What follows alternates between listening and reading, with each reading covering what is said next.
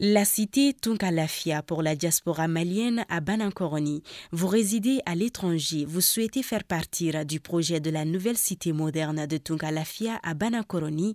Envoyez rapidement votre demande de réservation par WhatsApp au 00336 41 94 03 80 ou au 00336 77 83 04 14. La cité moderne Tunkalafia sera composée d'une vingtaine de maisons individuelles sur des parcelles de 300 mètres carrés, des appartements, des espaces verts, des aires de jeu pour enfants, salles de sport, etc. Le tout sur 1 hectare de terrain clôturé. Après l'acquisition des parcelles, vous avez le choix entre la construction avec Tunkalafia d'une villa 3 chambres plein pied à partir de 26 millions de francs CFA ou d'un duplex 4 chambres à partir de 35 millions de francs CFA. Vous pourrez aussi faire le choix d'acquérir un appartement en copropriété dans un des immeubles de la cité à partir de 17 millions de francs CFA. La parcelle de 300 mètres carrés est au prix de 4 500 000 francs CFA, payable en une seule fois ou sur 12 mois ou 18 mois. Le plan de financement de la construction se fera par la suite, soit en individuel, soit dans un groupe de tontines de construction Tunkalafia. Le projet de cité Tunkalafia à Banankoroni, un havre de paix et de tranquillité pour un séjour ou un retour au pays serein et en toute confiance. Avec Tunkalafia, pour chaque Malien de l'extérieur, une maison à l'intérieur.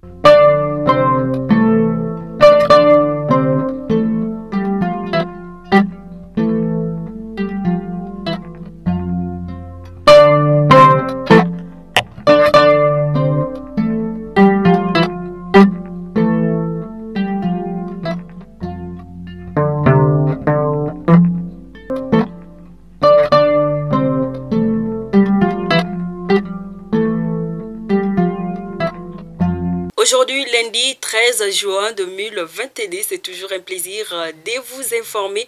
Bonjour à tous, bonjour à toutes, bienvenue dans votre flash d'information.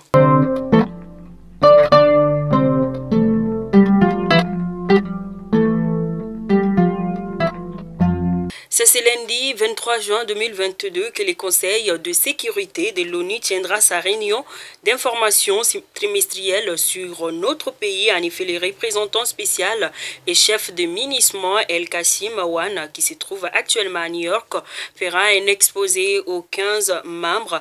Le ministre des Affaires étrangères de la transition de notre pays, Abdoulaye Diop, devrait également y participer. Avant-hier, samedi, dans les environs de Menanka, au moins 4 personnes tuées et un blessé par Daïe dans l'après-midi et l'est de Tiguérizine, commune d'Anchawadje. L'information a été postée par Fahad Agmahmoud, secrétaire général de la plateforme. Lutte contre la mortalité maternelle et infantile à Sikasso, des pères modèles s'impliquent. En effet, ils étaient en conclave à Sikasso. La rencontre a été organisée par les services locaux de la promotion de la femme, de l'enfant et de la famille. Elle visait, selon les organisateurs, à impliquer ces pères modèles dans le suivi et la prise en charge des femmes enceintes. Cela devrait renforcer la réduction, voire enfrayer la mortalité maternelle et infantile. L'activité a été financée par le fonds français Muskoka. Toujours dans les brèves de nos confrères des studios Tamani à Ségou, lancement de la quinzaine de l'environnement, la direction régionale de l'assainissement et du contrôle des pollutions et des nuisances a procédé au lancement de la quinzaine de l'environnement.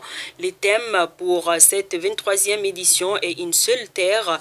Plusieurs activités ont marqué cette cérémonie. Il s'agit notamment du curage des caniveaux du marché des Médines, de la remise des kits de salubrité aux lauréats du concours École propre et des sketchs de sensibilisation en lien avec les thèmes.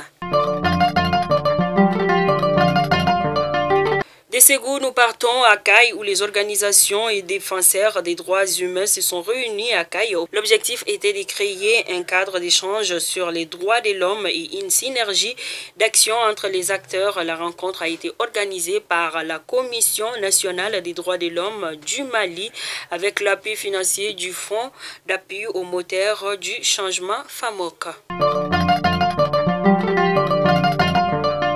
Le directeur général de l'INSAT lance un appel aux agents recensaires et les invite à honorer leur engagement. En effet, dans un communiqué, l'Institut national de la statistique, à travers le bureau central de recensement, constate avec beaucoup de regrets des cas d'abandon de certains agents du dénombrement du 5e recensement général qui est contraire à leur engagement. À présent, les actualités hors de nos frontières. Au Togo, les autorités ont interdit l'implantation anarchique des lieux de culte sur tous les territoires. La décision prise vendredi 10 juin par le ministre de l'administration territoriale vise à lutter contre les nuisances sonores générées par les lieux de culte et dont une partie de la population s'est plaint. De nombreux fidèles se plaignent d'une décision sans concertation. Nous terminons au Burkina Faso où des hommes armés ont attaqué les populations de Seitanga près de la frontière avec le Niger dans la nuit du samedi 11 à dimanche 12 juin, ressemblant fort à des représailles et qui fait suite à l'attaque contre la brigade de gendarmerie de cette commune le jeudi 9 juin passé. Aucun bilan officiel n'est pour le moment disponible, mais plusieurs sources parlent des dizaines de morts. Des unités d'intervention ont été déployées sur la zone selon le porte-parole du gouvernement. Ainsi, nous prions pour le repos éternel des illustres disparus. Fidèles abonnés de Malikounda Foni, c'était donc là votre flash dès ce lundi 13 juin 2022. Si vous voulez être heureux, rendez-vous utile aujourd'hui. Que la grâce et la paix de Dieu soient avec vous. Bon début de semaine à tous. Que Dieu bénisse les Mali. Merci.